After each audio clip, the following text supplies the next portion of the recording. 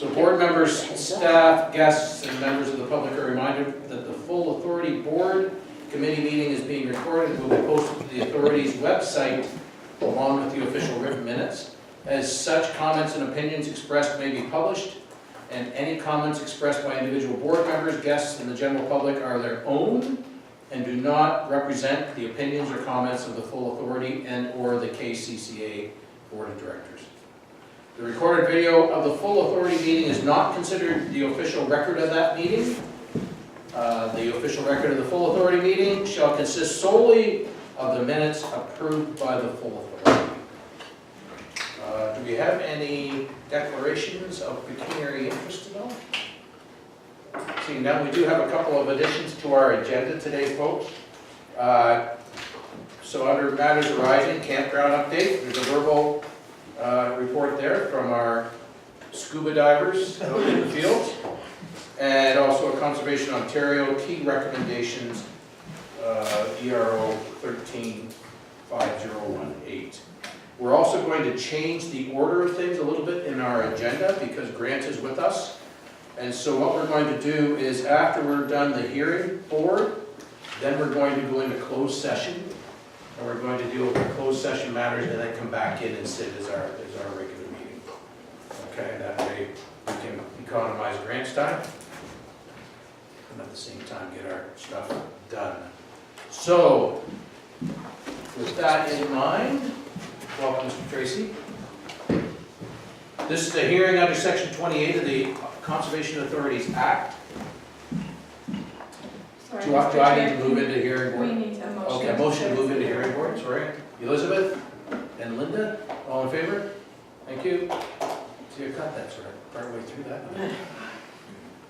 This is a hearing under Section 28 of the Conservation Authorities Act in respect of an application by David Lee Tracy for permission to construct a new septic system landward of the existing cottage dwelling located at 5369 Grand Canyon Road, Township of Southwold, to satisfy orders issued by the chief building official. The province of Ontario has made regulations under Section 28 of the Conservation Authorities Act, which require the permission of the authority for development within an area regulated by the authority in order to ensure no adverse effect on the control of flooding, erosion, dynamic beaches, or pollution, or conservation of land, or to permit alteration to a shoreline or watercourse or interference with a wetland. The staff has reviewed this proposed work, and a copy of the staff report has been given to the applicant. The Conservation Authorities Act, Section 28, subsection 12, provides that permission required under regulation made under Clause 1, B, or C shall not be refused or granted subject to conditions unless the person requesting permission has been given the opportunity to require a hearing before the authority. According to Section 2.2 of KCCA's Section 28 Hearing Procedures Guideline, the right to a hearing is required when current legislation requires authorization of the authority, authority staff recommend the application be denied, the application poses a significant controversy with a third party such as a lawyer, municipal, provincial agency with respect to the authority's position, the application is deemed by the regulation approval or officers warrants a review by the authority for technical, policy, or information purposes, or an applicant is not satisfied with the decision of staff on whether an application is deemed complete and has requested referral to a hearing of the authority board. In holding this hearing, the authority board is to determine whether or not a permit is to be issued. In doing so, we can only consider the application in the form that it is before us, the staff report, such evidences may be given, and the submissions to be made on behalf of the applicant. The proceedings will be conducted according to the Statutory Powers Procedures Act. Under Section 5 of the Candidate Evidence Act, a witness may refuse to answer any questions on the ground that the answer may tend to incriminate the person or may tend to establish his or her liability to a civil proceeding at the instance of the Crown or of any person. The procedure in general shall be informal without the evidence before it being given under oath or affirmation. As the hearing proceeds, the procedures listed in the hearing procedure summary provided may be relaxed or abbreviated for efficiency. The authority may ask questions of witnesses for clarification at any time. If the applicant has any questions to ask of the hearing board, or of the authority representative, they must be directed to the chair of the board. With that in mind, long-winded as it was, but very necessary. Mr. Gordon? Sorry. Mr. Chair, before we go any further, I do have to take the roll call. So I'll do that before we get started. Dennis Kravitz is absent. Dominique Javier. Stephen Harvey. Present. Grant Jones. Here. Bill Mackey. Here. Joe Preston is absent. Elizabeth Pelosa. Present. Linda Stevenson. Present. Allison Warbeck. Present. Ralph Woodenfield is absent. Thank you. Oh. Okay. Thank you, Mr. Chair. So I'll start by presenting the staff report. The landowner and applicant, Mr. David Lee Tracy, is here today in case the members have any questions of him.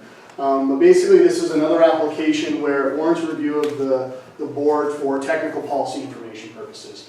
The report may have been very similar to a similar report we did last month, as it's just this property at 5369 Grand Canyon Road is just a few houses down of the last time we sat as a hearing board. This is a property located at the end of Grand Canyon Road in the township of Southold. The reason why it's coming for technical reasons is the authority's policies for development are prohibited on erosion hazard lands of the Lake Erie shoreline. What we're dealing with this application is existing development that exists in there already, and they need to do some proposed construction activities to maintain the existing use. So in absence of policies, there's not much there that staff have the ability to issue the permit and have brought it forth for consideration of the board. This is another 2018 Google Earth imagery. As you can see between the two, there's been a bit of some slope activity that's been happening along the bluffs south of the house of the existing cottage that has caused a portion of the prior existing septic system that was located behind the cottage. You can just see it on the picture to the left, the white pipe.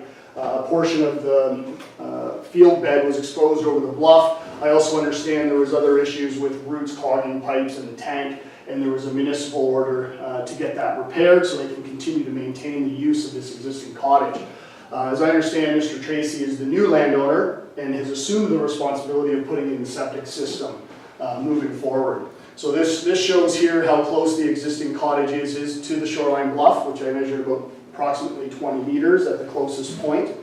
And what Mr. Tracy is proposing is to put a new septic system on the north side of the building and has moved the septic field sand mantle north of the stable slope allowance. So it's further away from the cottage and outside of that issues that would have any potential impact on the slope in absence of engineering. So that stable slope line that we rely on comes from the Natural Hazard Technical Guide, that in absence of engineering is the area that we should be concerned with from just a slope stability perspective. But realizing all of it is still proposed within the erosion hazard land, as that's determined using the average annual recession rate over 100 years. So that erosion hazard land is far north off the map. That's what's shown on here. Can I ask a question of clarification? Yes. The building, should that septic tank be put in where it is, suggested, and they were to move the cottage in any way, shape, or form, take it off its foundation and move it back, would they have to go on the other side of that septic tank, Joe? Or Yes, in that situation, we'd obviously be looking for the new cottage to be, or the relocation of the cottage to be placed as further north as possible. And there would have to be some modifications or movement and replacement of this septic system at that time. at that time? Okay. Yes. All right. Thank you. So in absence of specific KCCA policy, again, this is just a photograph showing the area of where the proposed septic field would be. The aerial photo is a little deceiving because of the forest cover, the tree cover, but you can see there is room there with minimal impact to some of those trees north of the dwelling. So in absence of policy, staff's recommending again that we refer to this technical guide that was produced by the province, specifically Appendix A7.2, which provides guidelines for consideration of development associated with existing development located in the hazard lands. So when we're looking at septic systems, it's recommending that no new septic systems be permitted in the stable slope allowance, but in the erosion within the erosion allowance, it's permitted provided it's landward of the dwelling and meets the standard requirements for septic systems. So staff has reviewed this and in working with the landowner is satisfied that the application meets the technical guide, meaning that it's northward of the building and outside of the stable slope allowance. So it's the recommendation of staff that the board of directors grants a development interference with wetlands and alteration shorelines and watercourses permit for 5369 Grand Canyon Road within the township of Southhold, based on the application and the attachments submitted with it. Thank you, sir. That's the end of my presentation. Anybody on the board have any questions for Joe? Seeing none? Mr. Tracy? You guys know what you're doing. We're good. Just a comment, Mr. Tracy. Hope you got a really good deal on this. Obviously, we're going to be seeing a lot from those houses down along here in the next few years. It's going to be a challenge, but I was just going to comment on what Linda said and the fact that should we need to move the cottage, if we're moving this cottage, we'll probably be moving a few more too, right? Yeah. So, okay, excellent. So there's nothing you need to add, there's nothing you'd like to add at all? Well, it's a little out of my technical expertise, but he's been fairly thorough, and I've been in communication with the Stride people over the design features, and I've read every report ever published on slope allowance and erosion and what have you, so yes, I'm aware of the futures and such, but I'm fairly comfortable with it, and I think we've met all the technical guidelines comfortably. And if I think what was your name, Linda? Mm-hmm. The plan is to move the cottage a long way inward eventually. I just can't do it immediately. Yeah, and I think my question back to Joe is that we then have to change the septic system Well, somewhat. the design is such that it will be capable of being retrofitted so the cottage So goes to you the can other put side. that- Okay, Okay. excellent. Okay, so any questions for Mr. Tracy? Any more questions at all? Seeing none? Does the applicant wish to rebuttal? You don't wish to rebut anything that we've said so far? Okay, that's good. Any more questions at all from the staff? Or of the staff at all?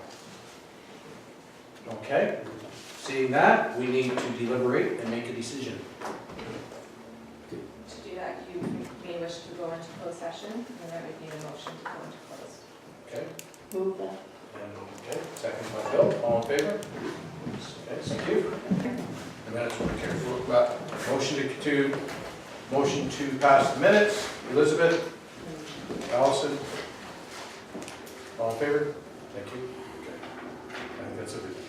1, 2, 3, yes. Okay, so let's get back to our agenda then, the May media report.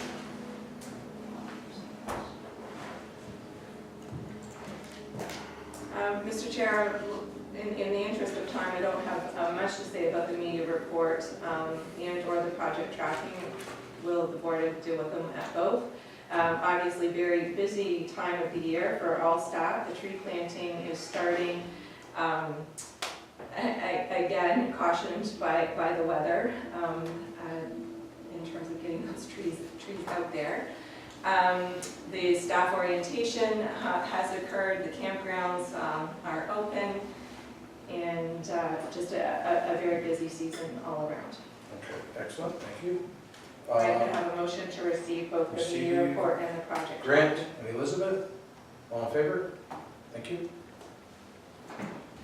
Just trying to catch up here. Okay, so we're at watershed conditions report. Sure, Mr. Chair, the theme of today's meeting is water. It's wet. The water levels throughout the watershed are currently higher than normal. Something of note that I think you'll see a lot of coverage on over the summer is that all the lake levels are at the highest level they've been at for a number of years. Certainly Lake Erie is the highest it's been since 1998, and it's expected to continue to rise. So that will be an ongoing concern for a variety of people over the month. And then Jen has just put in a chart just to show you the gauges over the last month in terms of peaks and valleys. Wow. So very active month. Yes, and the long-term weather doesn't look anything different, I don't think. No. So we're going to have higher than normal precipitation, sounds like. Linda, question? Just on this, on the water levels, I know we've talked about the closing of campsites, that's for sure this weekend. That's And up on that the- review process, I'm assuming is gonna happen for the following weekend. For those seasonal campers and things like that, is there a refund that will come as a result of missing a number of weeks in their season? Mr. Chair, I take the question, but can I address it under the Yes. campground update? Which we're Okay. gonna do So Yep. it's the next one. All right, thank you. Okay, can I get a motion to receive the watershed report? Bill, Dominique, all in favor? Thank you. Okay, campground update. So, Mr. Chair, obviously, as Linda mentioned, the water has had a significant impact on our campgrounds. This has been something we've been tracking right from May 1st. We had to cancel the early sighting of the trailers because of conditions within the campgrounds. Seasonal campers have been allowed to come into the campground based on the conditions of their sites and their own individual comfort in terms of placing the trailers on the site. So I think you said probably about half. We have just over half of the seasonals are currently on our site at both parks. Small handful have brought their trailers sitting in our parking lot, and then there's the few remainders that have just chosen not to come in yet, realizing the conditions. So it's been a very wet season. We've been tracking that over the past week. I think it was a week prior. We actually put a notice up on our online reservation system. We closed sites and basically said contact the office in order to handle bookings so we could direct people to the driest sites. But then unfortunately, we had a discussion on Friday and we decided to wait the weekend to see if things would improve and wait for the forecast, but things haven't improved. And just a couple of the pictures here, you can see at both campgrounds there's water in the fire pits, lots of pooling water on sites. This picture to the right is actually the tenting sites close to the Dale Reservoir. So it's not only the surface water, but it's just the level of the groundwater underneath. It's just not been allowed a chance to catch up. So even some of the sites, I think this is Joe's Foot on one of the sites, they look fine, but we haven't been able to cut the grass either. And without being able to cut the grass, the sites just aren't drying out. So in the wet grass we have been able to cut, it's pretty patchy throughout the campgrounds. And they're trying to prioritize what sites we can. Unfortunately, that just means the campgrounds just aren't up to our standards in terms of either looks or the ground conditions. And again, I think that really the deciding factor in terms of closing the campgrounds, at least for myself, was going out and seeing the road conditions. And that's a significant cost to repair some of those roads once we have heavy trailers and a lot of traffic on them in the soft, wet conditions that they are in. So rather than spend the rest of the summer trying to repair some of the damage, we decided, on a very difficult decision, to close the campgrounds for this weekend.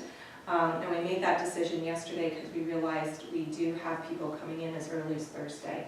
So we wanted to give them as much notice as we can. So you saw the news release that went out. This is a seasonal site, and you can't really tell by the picture, but there's water underneath his golf cart there. So we did proceed with that decision. All the transient campers are being issued a full refund, including their reservation and the cancellation fees. Actually, we eat the cancellation fees, but our service provider has agreed to refund us those fees as well, based on circumstances. So that is good. It could be like $1,000 to $2,000 just for the cancellation fees. Overall, the reaction on Facebook has been understanding. People are obviously disappointed, but we did post an album both on our Lake Whitaker and our Dalewood pages so that people can see the conditions of the campgrounds, because as soon as we announced this, of course, it got sunny and warm. And then people get excited about camping. So I think it was a good idea to put those pictures up and people can see some of the conditions that we're dealing with. The campgrounds remain open to our seasonal campers to give them the benefit of placing their trailers as soon as they can, or when they're comfortable placing it on their site. And it's open to day users. So even if the seasonal campers can't get their trailers on their site, they can still enjoy their site this weekend.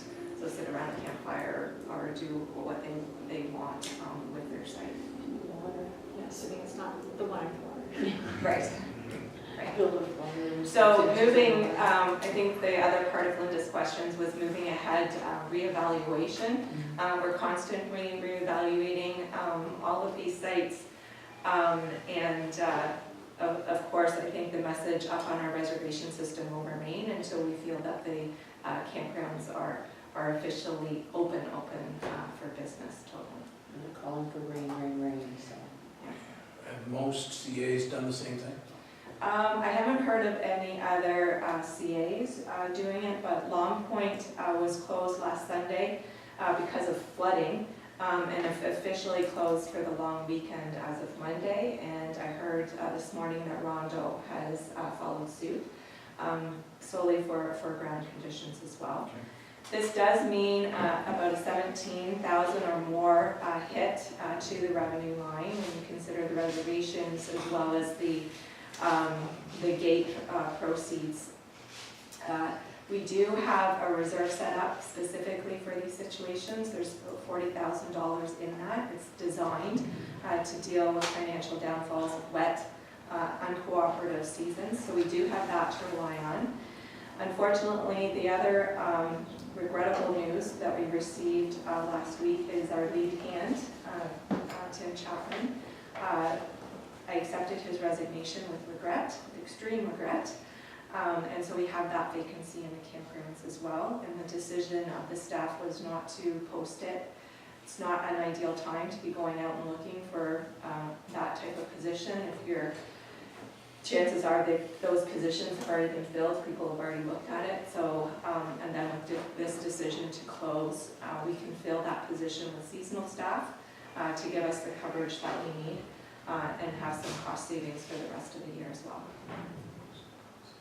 Yes, we post in the off-season.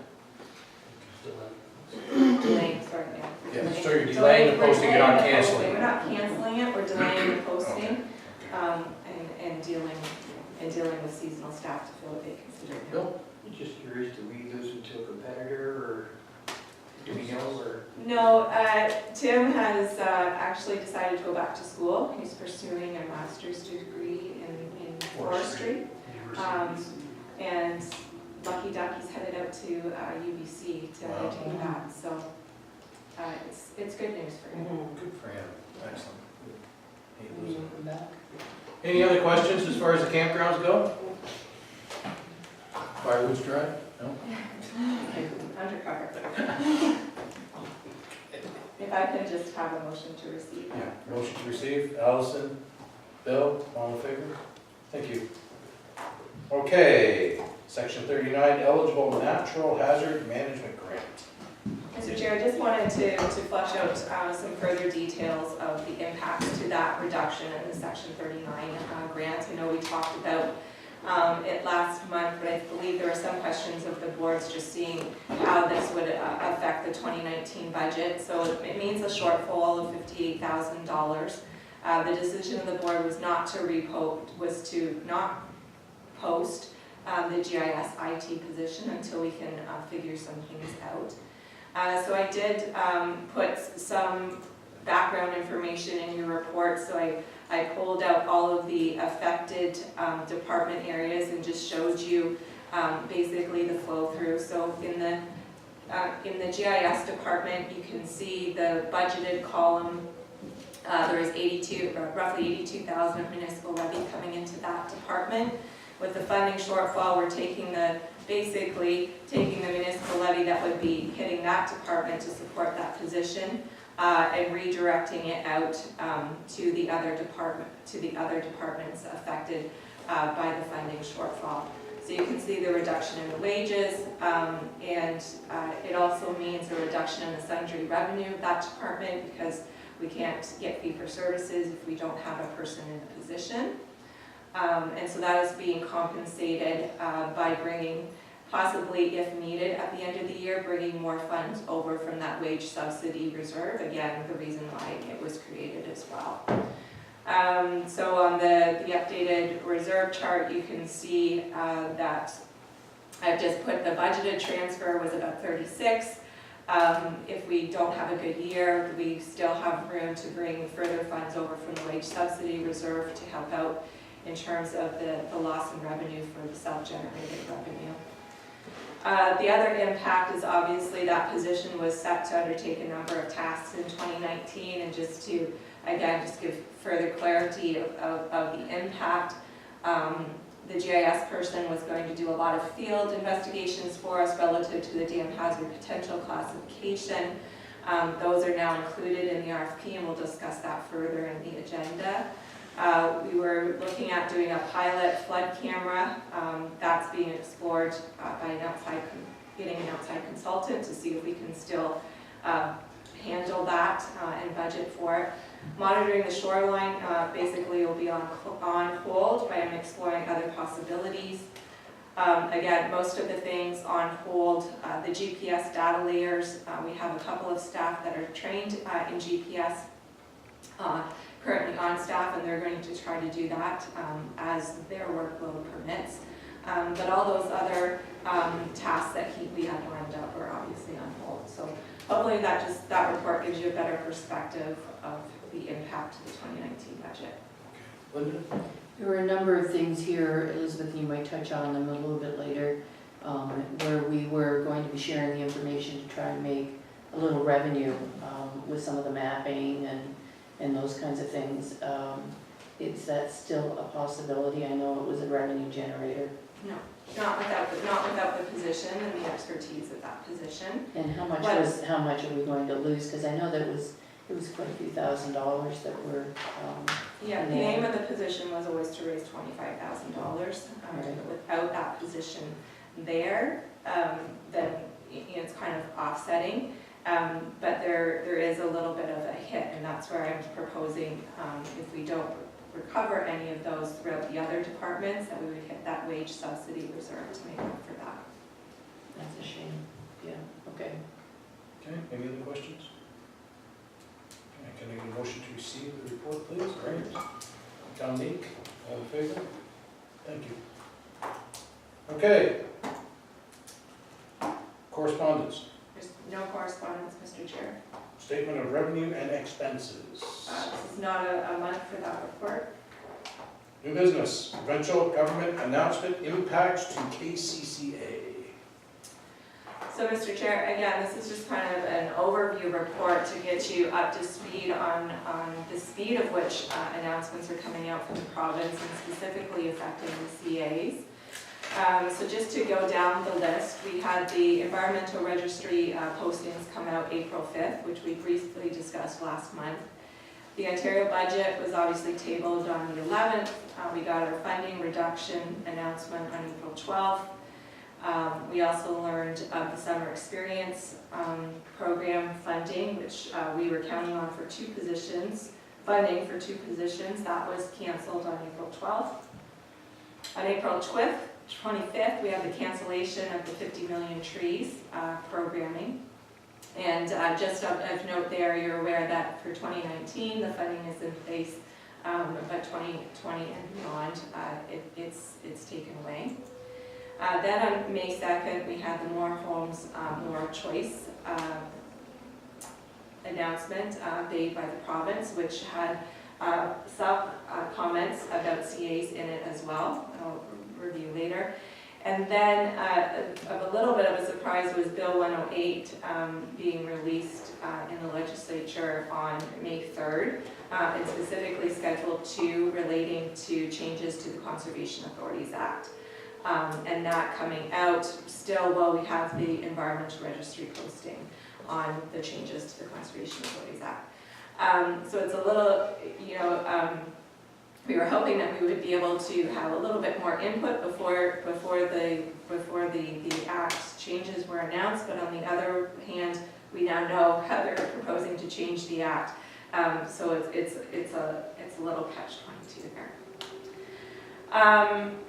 So just in terms of Bill 108, what you see on the screen here and was included in your package is the preamble to Schedule 2, which deals specifically with the proposed changes to the Conservation Authorities Act. I think it does a good, it's a good summary of all the changes that are being proposed and hits kind of the high levels. So one of the things is it's reinforcing that your duty as members to act honestly and in good faith with a view to furthering the objects of the authority.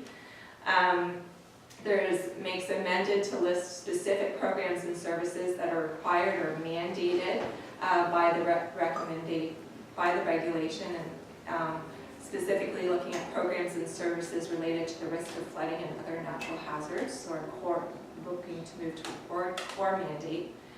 And that we continue to be authorized to provide other programs and services, but those would have to be established through agreements with our member municipalities. So just to walk you through a couple of other things. The More Homes, More Choices, the Housing Supply Action Plan was released.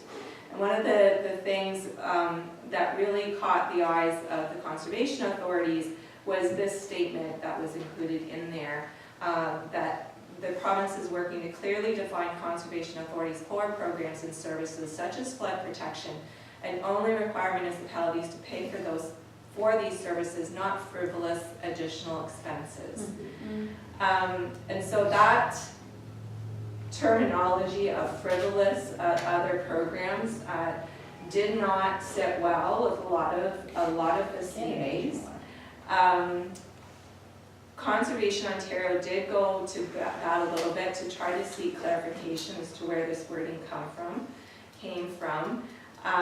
Long story short, they did get an apology back from the province in terms of that terminology, but it's my understanding that there's no way to change the document now, or whether we would see that terminology be changed.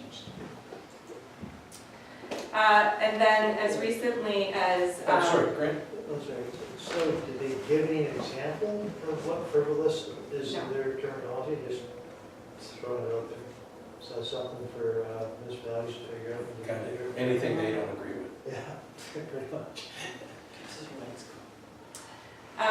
Then on May 13th, we had another news release come out from the province, and this was the introduction of an internal task force to address the risks of flooding. I think the thing to note of as a conservation authority is that the conservation authorities were not mentioned as an active partner in that task force. My understanding was that this task force was originally looked at in terms of some of the flooding concerns that have happened in the Muskoka area, where there is not a conservation authority currently in place. But the actual news release that came out from the province makes it sound as if it's a more all-encompassing task force to deal with the risk of flooding throughout the province. So Conservation Ontario will be trying to see if they can have representation on that task force. It is something that I'm encouraging as well as municipalities, that you should have interest in that task force as well.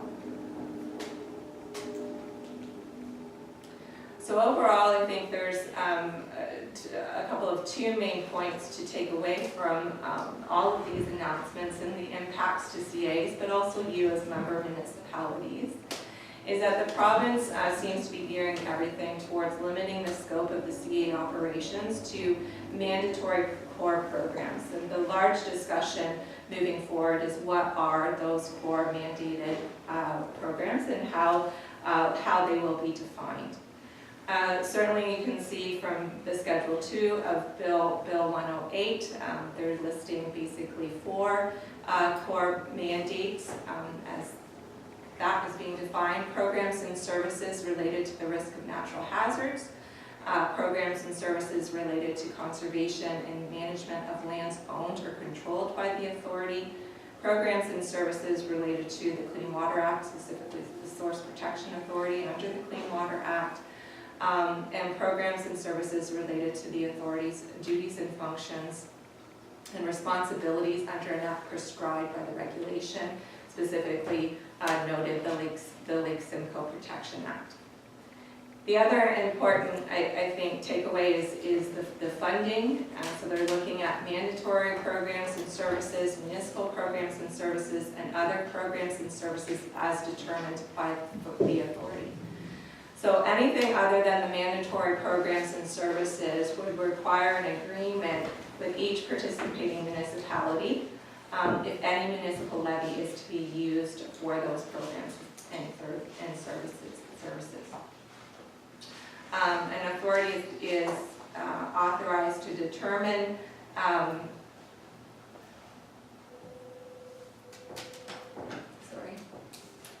by specific municipalities to source water protection and their programs and services.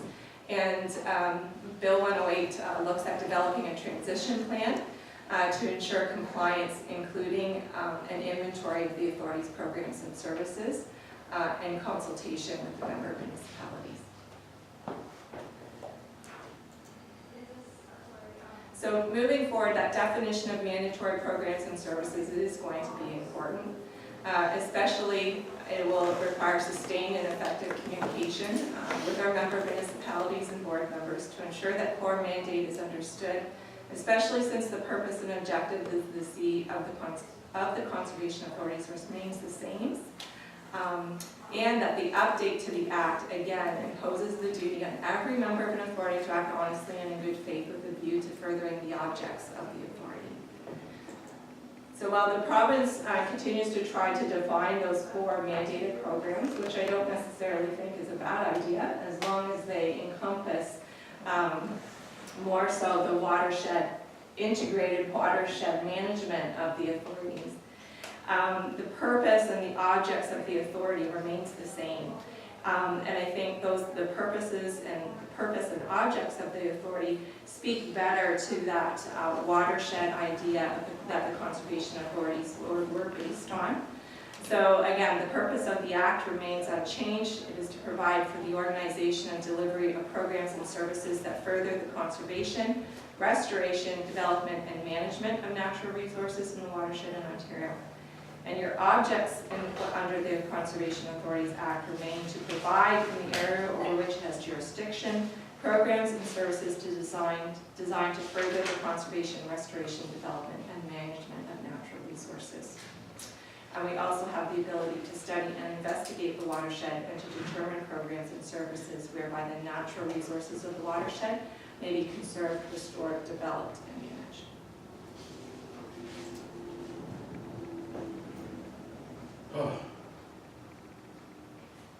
So, basically, what do we need to do out of that? That is more Other just than sort of for put our that. hands over our heads and go, oh. That's more just to provide the board members with the information, with the background of all of those documents. It's a ton of stuff to absorb. It is. Yeah. I did try to put in the package listing all the different announcements and the possible impacts to this authority and trying to rank them in terms of low, high, and medium. Again, just to provide some perspective. Right. Okay, from an operational perspective as opposed, okay. Linda, you had a comment? I do. I have actually a couple of questions. Some input will be needed, I would assume, as they finish what they're doing here. What will be our way of getting communications back and forth from this authority and perhaps from our provincial group?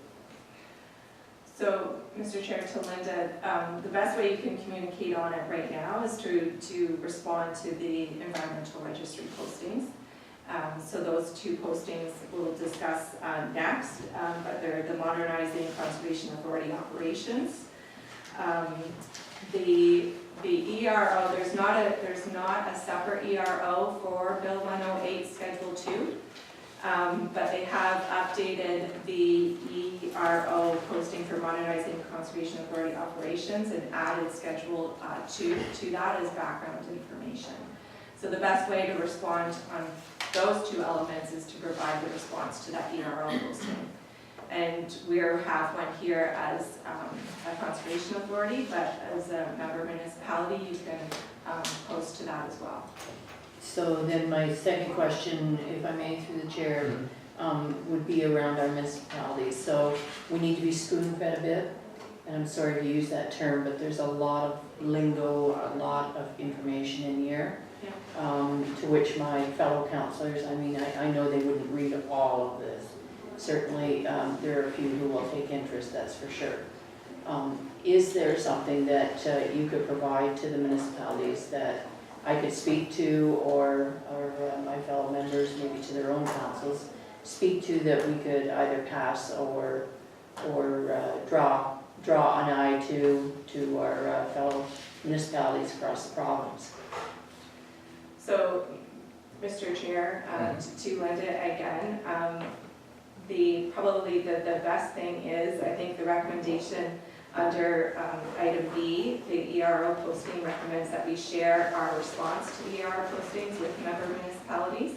And I think that gives probably the best perspective and answer to our concerns with these provincial announcements. Do you mind reposting that to us, Elizabeth? I know you did, but do you mind reposting that No. to members so that we have it? And No, we'll, depending on how you weigh on item B, what I would do is send out your response, this board's response to the ERO posting directly to your clerks.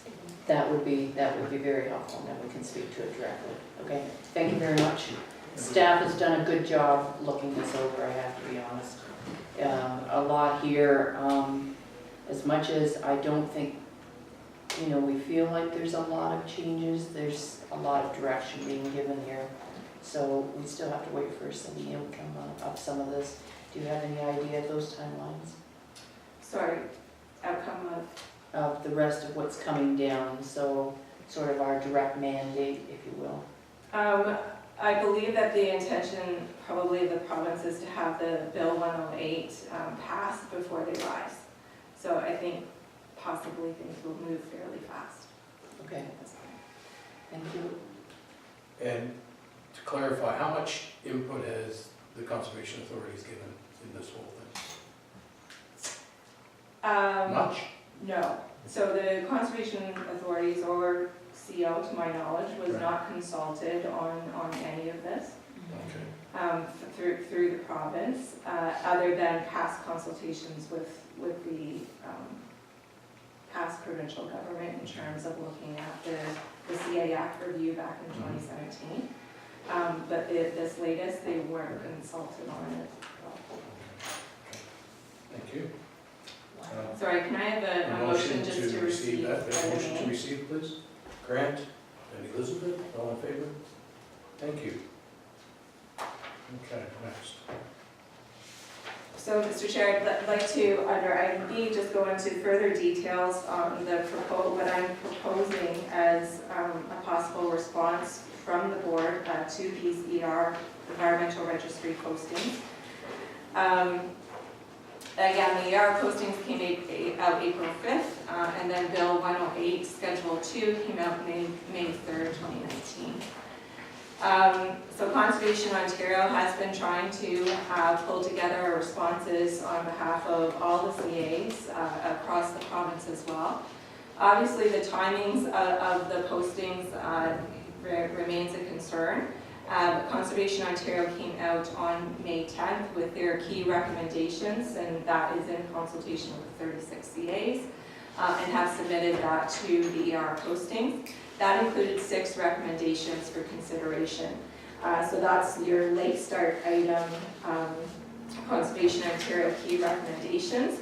So what I'm going to try to do in the presentation this morning is to tie in CO's recommendations so you can see how they relate specifically to the ER posting 013-5018.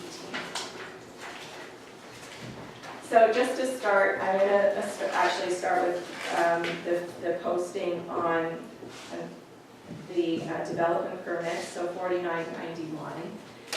This one's a little bit easier to get your head around, obviously, because pretty much all of the items that were under this posting, CAs have been talking about for a number of years. So there's 3 main things there. They're looking at proposing one ministerial regulation to increase consistencies across the province. focusing specifically on natural hazards, and there's a number of recommendations around transparency, such as notification of updates and posting policies. Not too much concern with that posting, other than I think you'll notice on the reply that we would encourage a little bit more details on some of those, some of them. There is talks about the potential impacts to this posting that I think you should be aware of. So a single regulation, I think everyone would agree, is probably a good idea, but it may have some unintended impacts. So a single regulation may increase regulated areas for some CAs and decrease regulated areas in other CAs, depending on what standard the province actually chooses as the one that everyone's going to apply by. And regardless, updating to one singular regulation will require updated mapping, as well as policy updates, and that will result in some significant time and resources for the authority to do that. Much more discussion about the second posting, modernizing Conservation Authority's operations, and obviously Bill 108 Schedule 2. So one of the key things is the timing of these postings coming out April 5th, and then the resulting Bill 108 coming out right in the midst of the posting. It's limited the quantity of quality of communication and consultation, either from CA to CA, from Conservation Ontario being able to reach out to the CAs, but more importantly for the CAs to provide some contacts and communication with our member municipalities. Mainly because the posting was released for 45 days and was followed very quickly by Bill 108 Schedule 2. Some CAs in the province are still trying to adjust to funding cuts, and others are smack dab in the middle of flooding emergencies, which has limited their ability to comment on these postings. The CA General Managers met on May 13th, and CO meeting isn't scheduled, full Conservation Ontario Council meeting isn't scheduled until June 24th. So I think in the proposed response that I provided in your package, I mentioned the limited ability for us to talk as a board on these postings, as well as to talk with member municipalities. Conservation Ontario, based on input from the other 36 CAs, has gone perhaps a step further. One of their recommendations was that Schedule 2 Conservation Authorities Act of Bill 108 be deferred from enactment to provide CAs with an adequate opportunity to consult with their member municipalities. I do know that CO has asked both the staff, the ministers, for a time extension and has been told no, but they felt on behalf of the 36 CAs that they should still make that recommendation as part of their proposal. Question? Why the haste?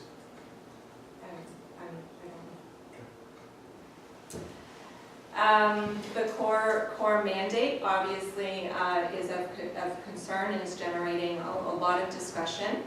Again, it seems geared towards limiting the scope of the CA operations. Watershed management is the foundation of the CAs, one of the reasons and benefits of forming on the watershed boundaries was to benefit natural resources and flood monitoring. References to natural resources, watershed, and monitoring are all missing from the core list that the province is proposing. And I think that to manage flood control, monitoring, and warning in a rational manner, programs and services such as tree planting, restoration, monitoring, land acquisition are necessary on a watershed scale. And admit the proposal that I'm proposing to put forward also include administration of the authority should be added. It's something that is already considered under Section 39 or has been in the past. An eligible expense under the Section 39 provincial transfer payment. We can't have an authority without the overhead costs of running the board.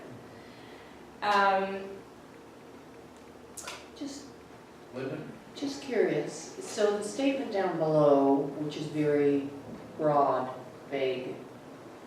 And then as you're looking above, you're getting, I don't want to say down in the weeds, but you're sort of flushing out what the statement says down below. Is that what your attempt is to do No, at so, this point? so I've included in the advanced package both the proposed ER posting that, the response to the ER posting that I've prepared.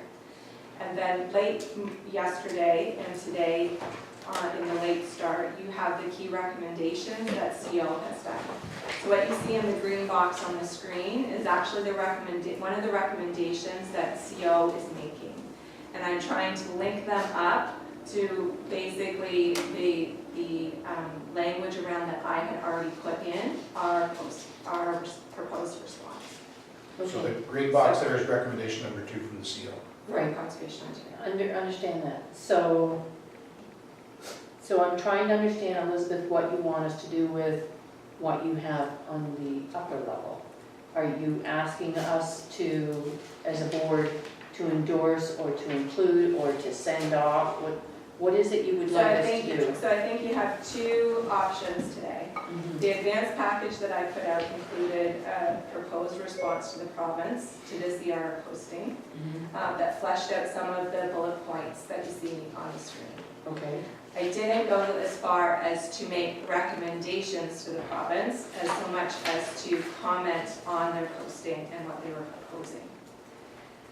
And that's what you included here? No, that's what was in the advanced package, So there's a letter to Carolyn O'Neill, right? Okay. okay? We're getting so many pieces of paper here, I'm starting to get confused about It's okay. where we're sending what. It's okay. So in your advanced package, there was a proposed response to the ER posting, which was to Carolyn O'Neill. That was what I had prepared in terms of your proposed response to this ER posting. Okay. Because of the timing, Conservation Ontario has come out with their recommendations for the same posting. And that is what's included on your table in front of you and was emailed out to you yesterday for consideration. They've organized their response to the ER posting in terms of 6 recommendations to the province. So what I was trying to do for you today is link my response to Conservation Ontario's 6 recommendations. So what you see on the screen, the bullet points are basically a summary of what you would see in my proposed letter to Carolyn O'Neill. And what's in the green box is what the recommendation, a corresponding recommendation was from Conservation Ontario. So as a board, what I was proposing at the end of this presentation is you could do one of 2 things. You could endorse Conservation Ontario's key recommendations or not. You can send our proposed letter to the province as presented, or you could change your proposed response, the letter that was included in the package, to include Conservation Ontario's key recommendations as well. Is that Okay. fair? Yep. Thank you. So core mandate is obviously a concern and becomes important. The Conservation Ontario's key recommendation was that the mandatory programs and services, that list that we described earlier, to be prescribed in regulation, be supported and include the addition of conserving natural resources. So right now, as proposed, the mandated programs the province is looking at is they're limiting it very much to your natural hazards. It's taking out conserving natural resources and your watershed management, all those other programs and services, stewardship, tree planting, they may or may not be grouped in that natural hazard category. It depends how broadly or how specifically the province is going to define them. So that's the concerning thing right now.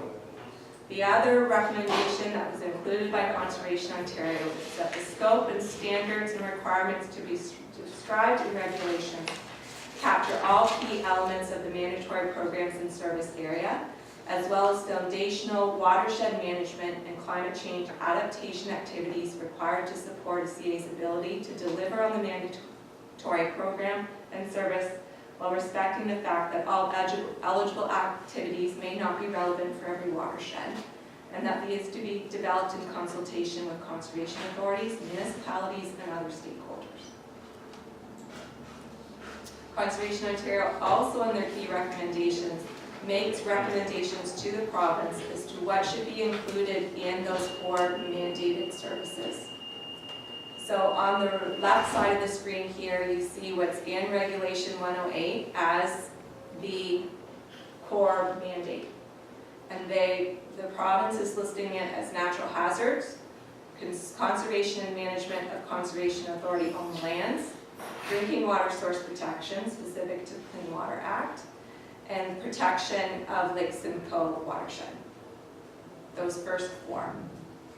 Conservation Ontario is recommending that a fourth bucket, if you will, be added under the core mandate, and that's conserving natural resources. The belief is that that would better capture our watershed management aspect of our programs and services. And on the right-hand side of the screen is Conservation Ontario has tried to put some thought over what are the specific programs and services that would be included in each one of those buckets. The concern is that if you leave it completely as natural hazards management, then some of the key programs and services that we believe that we deliver that improve that natural hazards would be missing from that core mandate and not captured. What I've done in the letter that was completed in your advance package was also include administration as a core mandate. Conservation Ontario has been bluntly told that that is not going to fly in terms of a core mandate, and so then it would be looked at, hopefully administration would be recognized as an element of those other four. But I didn't have the benefit of that knowledge when I prepared my response. Transparency, municipal levy, transition periods are all mentioned within the ER posting and Bill 108. I think in general, everyone supports increased transparency. There are questions around, and this gets into the element where you're moving forward, municipalities we could only levy the municipalities for core mandated programs and services. Then anything else in order to use levy for, we would have to have an agreement with each member municipality to offer that program and service and to secure levy and use municipal dollars for that programs and services.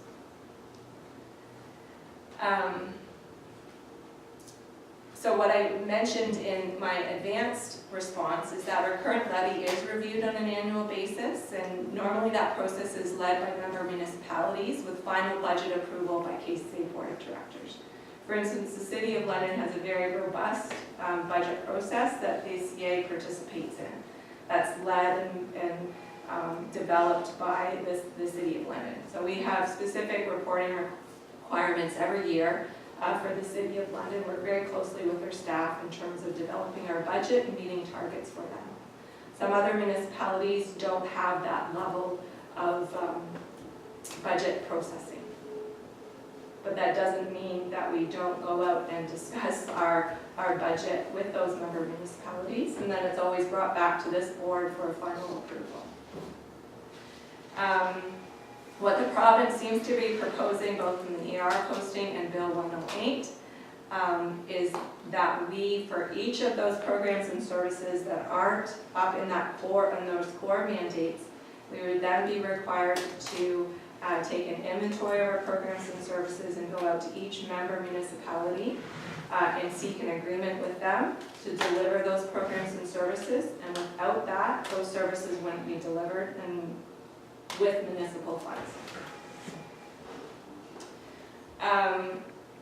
It seems to be an administrative burden and may result in unintended consequences when we're looking at the watershed health. So we talked briefly about it last time. It could result in either some member municipalities getting burdened with increased costs to deliver programs and services, and/or it could mean watershed residents might have access to a service that we've been able to agree on with one member municipality, but another municipality doesn't want that program and service delivered, and those residents would be without it. For instance, if tree planting is not considered as a core mandate within the natural hazard bucket, and if Conservation Ontario's advocacy for the management of natural resources isn't added as a core bucket, tree planting would be something possibly that we would have to go out to each member municipality and get their agreement to offer that service. That's going to make that service probably more costly and result in some watershed residents within the watershed this time not having a quality of services as delivered by the CA. And the municipalities would pay for those The services. municipality would pay for those services. So conservation, there is a proposed transition period as well to begin to work through this. The Bill 108 talks about doing an inventory of our programs and services, going out and consulting. It's going to take a fair bit of time to rearrange how we're doing things, and again, I can't stress enough how important that definition of core mandated programs and services is going to be moving forward. The comment, I think, from a variety of CAs is that a transition period is welcomed, but that it might best align with municipal terms of council, so that we look at initiating this with the next term of council to give us this time period to rearrange things and develop a new way of dealing with member municipalities than what we currently do. CO's recommendation is that the government remove the requirement for individual municipal council budget agreement for watershed-based programs called other programs and services, or if you wish, non-mandatory, and that updates to the municipal levy regulation and training be developed in collaboration with conservation authorities and municipalities.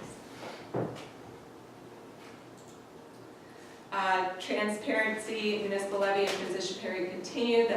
Another recommendation from Conservation Ontario was that the province continue to invest in the core mandatory programs and services to be delivered by conservation authorities and support CA eligibility for other provincial funding programs.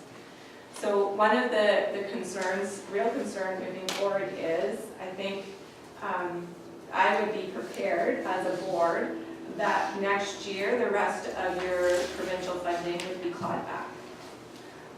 And that the municipalities would be fronting the full cost of the CAs.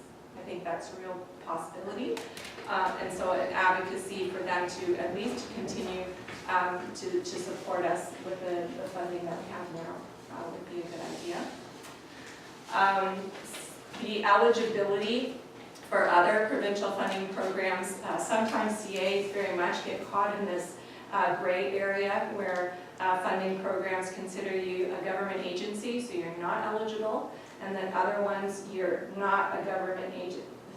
It's this vicious circle of how we're set up, that we're a creature of the province, but a creature of the municipality, and we kind of get pushed around in terms of eligibility for provincial funding and other funding programs. That's going to become important moving forward.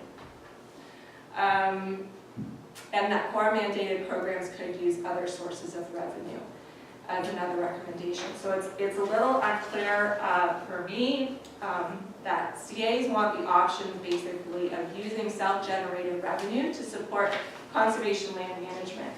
So if you consider the budget that we have set up today, our campgrounds, unlike some other CAs, our campgrounds have no municipal levy going to them currently. We use those self-generated funds to do that. So it's hoped that moving forward that we could still do that. The appointment of an investigator, generally that would be supported. There is some concerns that the cost of an investigator, Bill 108 establishes that cost would be borne by the CA. And so both CEO and my letter, or the letter that I'm proposing for your consideration today, ask that some measures be established to determine the reasons why an investigation would be launched, and a process through which concerns could first be addressed through a court process before we have an investigator imposed on us that we have to ultimately pay for. Again, the duty of Conservation Authority members is supported. The unproclaimed provisions basically would require more details on those items. So going back to Linda's point, basically my recommendation for you today is that you look at submitting comments as submitted, as presented to the Environmental Registry posting 013491. That's the one specifically dealing with the development permits, that you submit those as proposed to the province. That was in your advance package.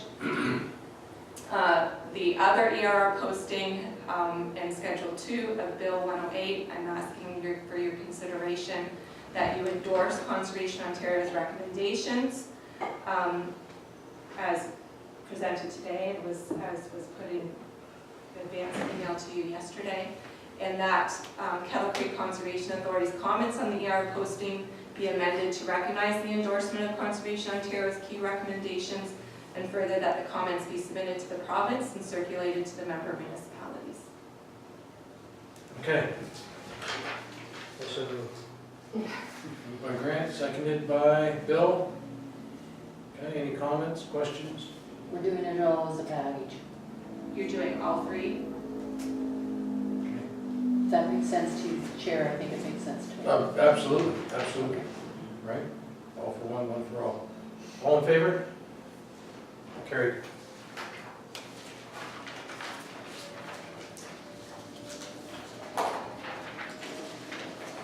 Okay.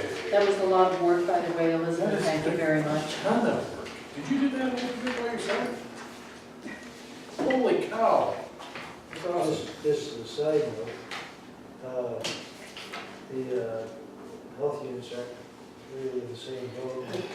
Then there's a little pushback to the government. The government reminded us that they don't have the funds to talk. But be careful what you say, because you could be told credit to the municipalities. So your time. Okay.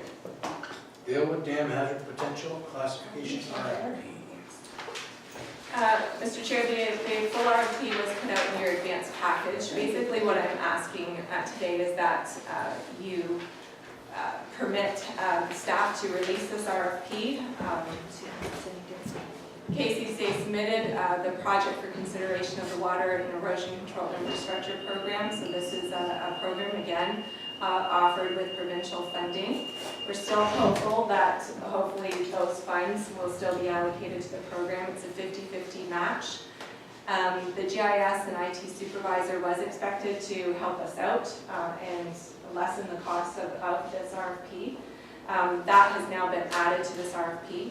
What I'd like to do is release the RFP in advance of getting wiki funding, simply to give us a better idea of the costs associated with this project. So basically the RFP would be released, we'd get the responses back, and it would be brought back to the board for your consideration at that time, and we make a better decision as whether or not we can handle this cost this year.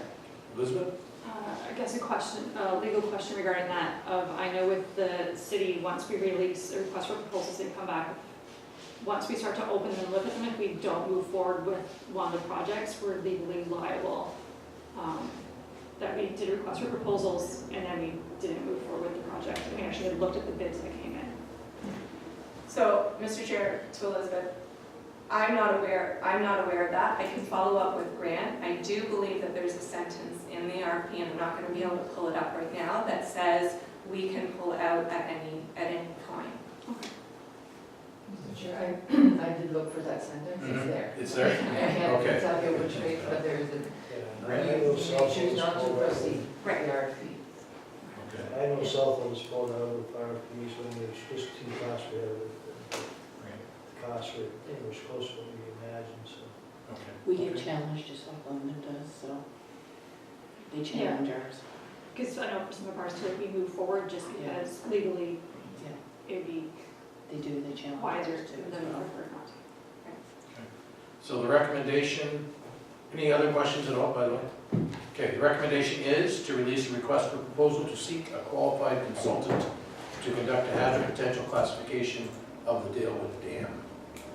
And Elizabeth, you are gonna check on that for sure to make sure there is that. Well, I was just gonna ask, I didn't want to interrupt the chair, but is the board's direction for me to clarify that with I the would chair? prefer or- that you do that, and I understand, Dominique, that you have seen it.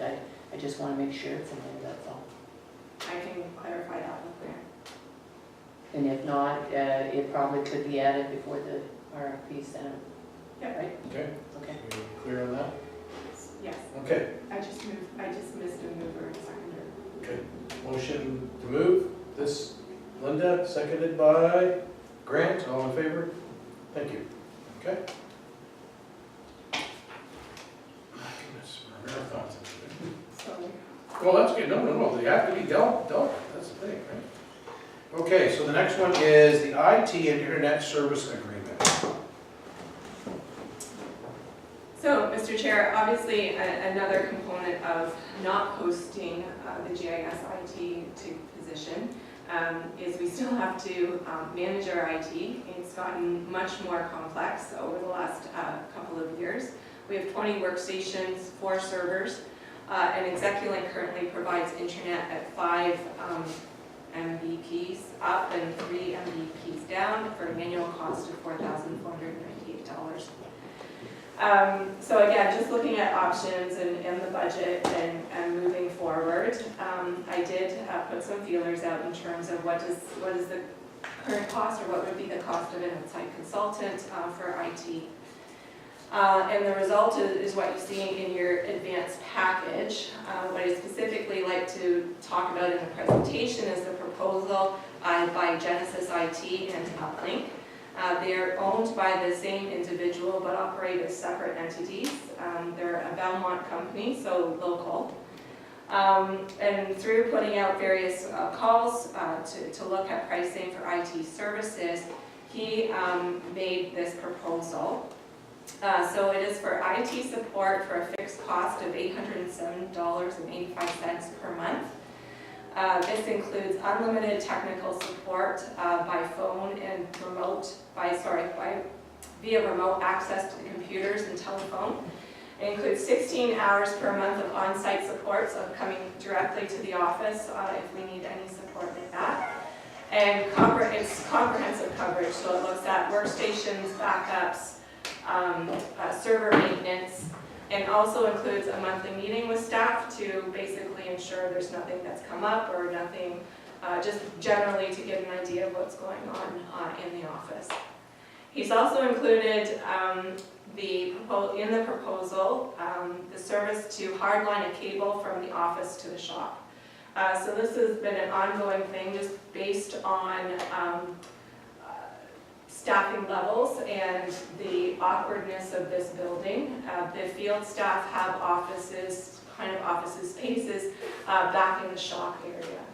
But as we have more and more reliance on computers, ideally they would have access to the network here. Currently, when Cliff was still here, we looked at a hardline cable back to the shop and the cost was $6,000. We had it in the budget one year, but it just became cost prohibitive and we've left it. So the guys are still disconnected from the office. This proposal includes hardlining that cable back from the office shop to connect them with a value. So that's an included value of about $2,500, and I know that when we previously costed it out, it was $6,000. He's also looking at providing high-speed internet, which is a real win for the area where we are in. We've looked at this multiple times. As I mentioned, Execulink, we're paying about $4,498 for all 3 sites. That's Dalewood, Lake Whitaker, and the office, and only getting about 5 up, 3 down. He's offering 50 up and 20 down, which would be a significant increase. And again, the slow internet that we get here is preventing us from looking at other cost efficiencies in terms of anything that we look at. Yeah, that would be great, but we don't have good internet. The interesting thing that he also is proposing is Wi-Fi services at the campgrounds. And with it, the opportunity to profit share those services. So he is offering to establish Wi-Fi within the campgrounds and deal with the campers directly for that service. So we wouldn't have to deal with the campers or take their payment. He would take their payment. He would also deal with all of the maintenance concerns or the troubleshooting if they had a problem with the service as well. So it'd be basically allowing someone to come on our site and offer services, and we would get 40% of the profit. In order to do that, there is some related capital costs to establish it at both campgrounds. 2 towers would be required at each campground, a primary one of about 75-foot tower and a secondary 40-foot tower. The capital cost is about $9,000, $4,500 at each campground. There is proposal that would be a cost borne by the CA. This gentleman's internet is working off of, I think, anyone in Elgin County has known that this is a struggle throughout the rural communities to get high-speed internet. If you've read the proposal in detail, he's had this ingenious idea that there's towers all over the county, there's silos. And he's putting his equipment on top of the silos and building his network that way. So, Just a word of warning. yeah.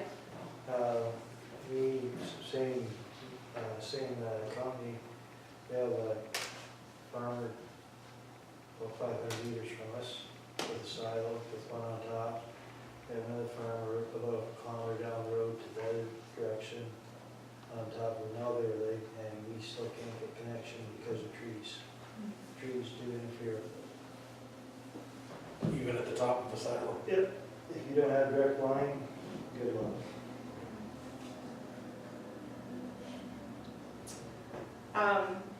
Is this proposal like guaranteed signal? He guarantees that he's gonna provide the service, like as far as, so like that problem would not exist. Well, Well, I don't know where the closest silo is, and if there's trees in the way, you're not gonna get it.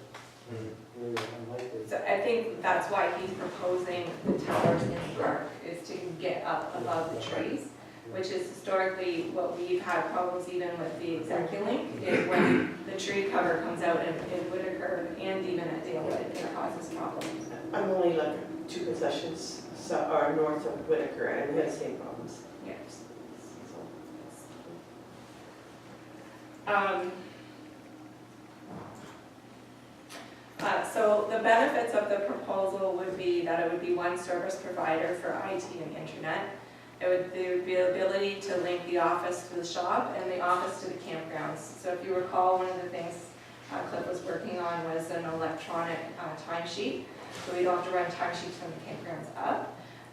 This would eliminate this because the campgrounds would actually have access to the servers here through this.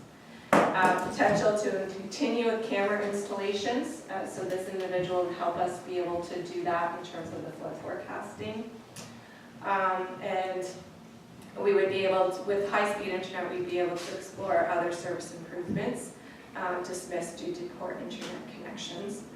The profit share opportunity is interesting, and so he has included in their proposed prices for this service at the campgrounds. And the profit share would be 60% uplink and 40% KCCA.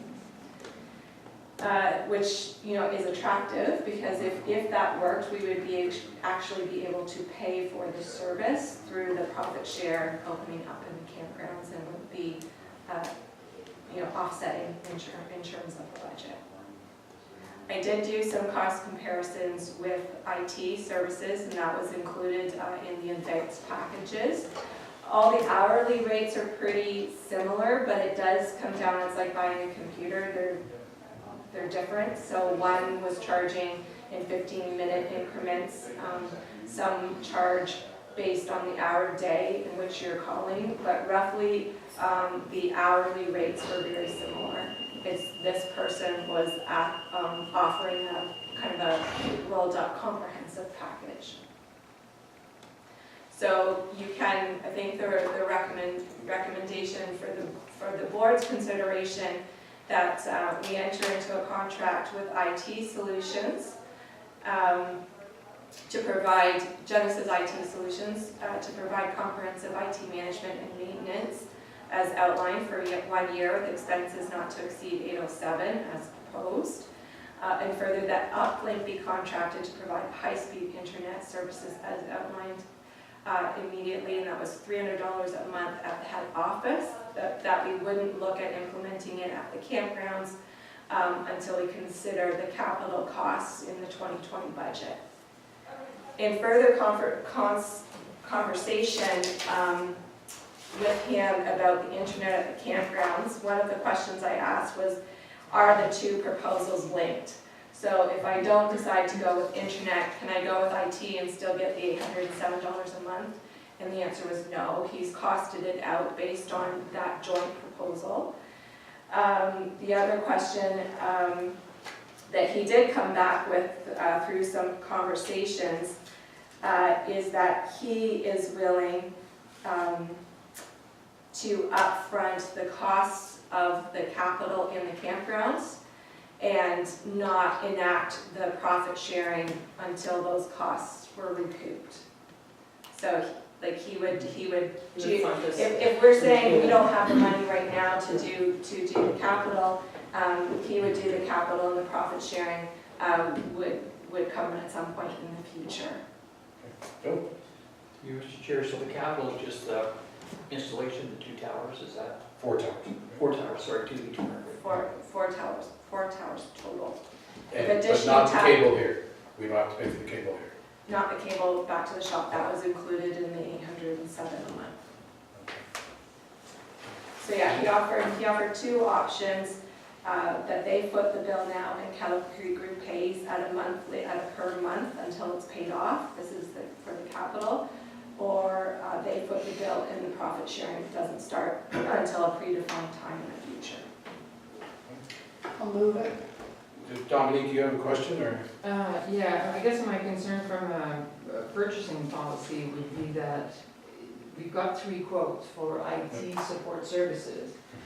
Suddenly we have internet provider. We don't have 3 quotes for, and we're suddenly this company, by providing IT services, has a huge opportunity for making money, which we have not offered to any other. So I have a real concern, particularly because they're tied. So either we have to go back and offer the same to everybody. Mr. Chair, to Dominique, I think that the other service providers would be Execulink, which we already have the current contract with, and that's the $4,989 a year for all 3 sites.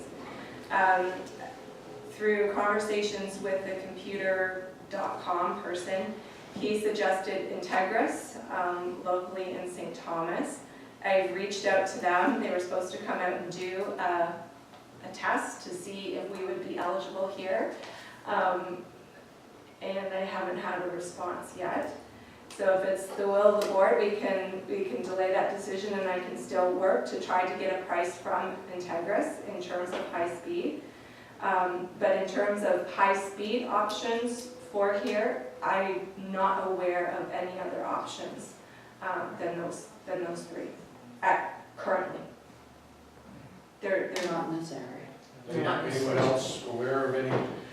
No, I've been through that road so many times at our particular location, and it's just, we're just underserviced. You get what you can get, right?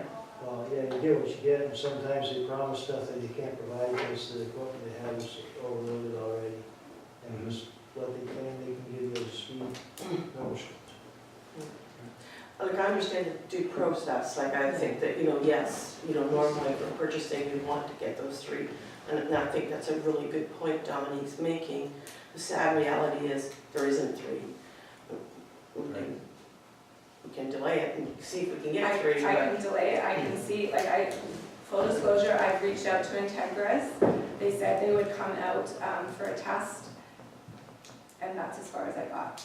I haven't had a response. And Execulink right now, is it radio frequency as well? Is it dish or how is it? It's a satellite. It's full. I run out of internet on Execulink about the 26th of the month, and I've got nothing until the beginning of the month. So I regularly have to call them and beg to release me more. And it's We- horrible. Fully aware. Yeah, oh, yeah, I no. have to deal with my own, Yeah. between Xplornet and Mhm. Rogers and. You're so- just thinking of the legal aspect Mm. of it. So that if we requested 3 quotes, and the quotes were initially for IT services. Right. I think we'd have to reword the quote or so that there's public documentation.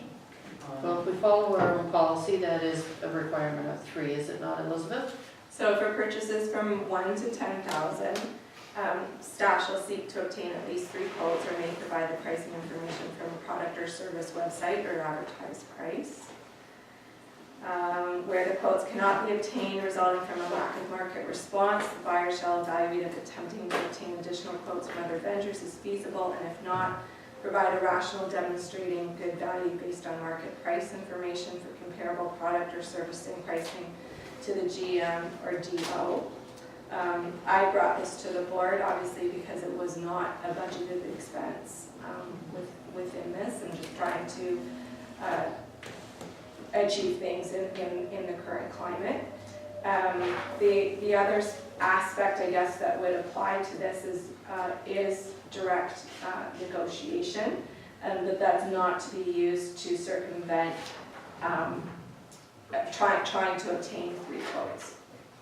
So do you feel it's been met at this point? If you look into the No, second part of because what she said. To me, there would have to be the report on all the, like Integris was consulted or. You mean a written report? Yeah, so that there was an attempt. So it's documented that the attempt or the phone calls that were made, so if Integris declined, then the records will show that Integris declined or Execulink does not provide satisfactory services, and so the only option left is uplink. Does that make sense? I understand what you're saying, but to me, I think she's fulfilled that in the fact that she has approached Integris, they have not responded. We know what Execulink's price is, and we've talked to the third one, and the third one is the one that's being recommended. But right now. So in the minutes, not it would be sure. reflected, the conversation to me would be reflected that the 3 would be, the 3 have been explored.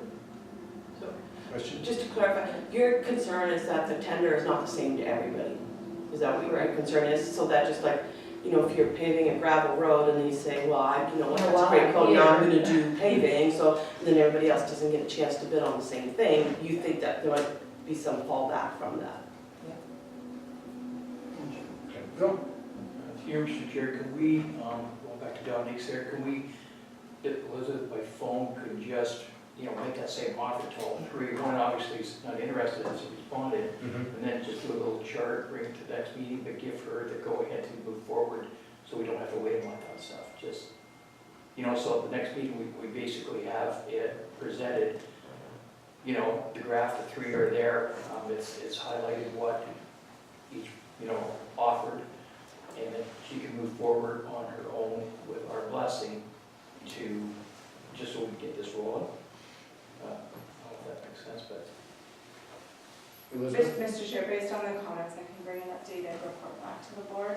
I will just be clear, the Integris I got by asking office.com or the office.com guys, do they offer internet services or whatever. He was who I got Integris from.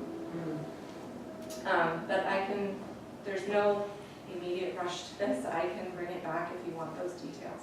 Let's do that then. Okay. Everyone agree? Okay, so we're going to We're just gonna But just defer this, table this defer recommendation. this to next month? Okay. Excellent, and then we'll come back and formally do what we were going to do. Okay. Excellent. Planning and regulations activity report. Thank you, Mr. Chair. The report was in the advanced package. Nothing major to highlight. A handful of permits with no plan input review comments. And we're just for the board to receive the report.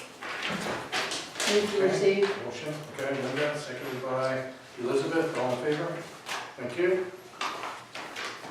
We've got a closed session. So I'd say we're just done. Any other new business? Seeing none? Motion to adjourn? Grant, Allison, all in favor? Thank you.